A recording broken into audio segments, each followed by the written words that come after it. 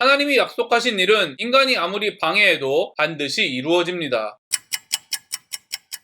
안녕하세요. 바이블 TMI의 마카리오스입니다. 오늘 본문은 열왕기상 9장 10절부터 28절입니다. 오늘 말씀은 성전 건축 후 솔로몬의 모습을 기록하고 있습니다. 솔로몬이 두 집, 곧 여호와의 성전과 왕궁을 20년 만에 건축하기를 마치고 갈릴리 땅의 성읍 20곳을 히람에게 주었으니 이는 두로왕 히람이 솔로몬에게 그 온갖 소원대로 백향목과 잣나무와 금을 제공하였습니다. 히람이 두로에서 와서 솔로몬이 자기에게 준 성읍들을 보고 눈에 들지 아니하여 이르기를 내 형제여 내게 준 이 성읍들이 이러한가 하고 이름하여 가불 땅이라 하였더니 그 이름이 오늘까지 있느니라. 히람이 금 120달란트를 왕에게 보내었더라. 10절부터 14절을 보면 솔로몬은 성전 건축을 위해 재료를 제공한 히람 왕과 정산을 하고 있습니다. 그런데 5장과 9장은 강조점이 약간 다르게 기록되어 있습니다. 5장을 보면 성전을 짓기 위해 백향목을 받았다고 기록되어 있는데 11절을 보면 백향목뿐 아니라 잣나무와 금도 받았다고 기록되어 있습니다. 그리고 5장은 백향목을 강조하고 있는 반면에 9장은 금을 강조하고 있습니다. 저는 5장은 솔로몬의 성전이 다윗 언약에 기록된 성전이 아니라는 것을 보여주기 위함이라면 오늘 말씀은 성전을 짓기 위해 받는 금이 본래의 목적과는 다르게 사용되었다는 것을 보여주기 위함이라고 생각합니다. 거의 모든 신학자들은 히람에게 받은 금이 모두 성전 건축에만 사용되었다고 생각하지 않습니다. 성경의 기록만 보아도 왕궁과 다른 곳을 건축하는 데 사용되었다고 추측할 수 있습니다.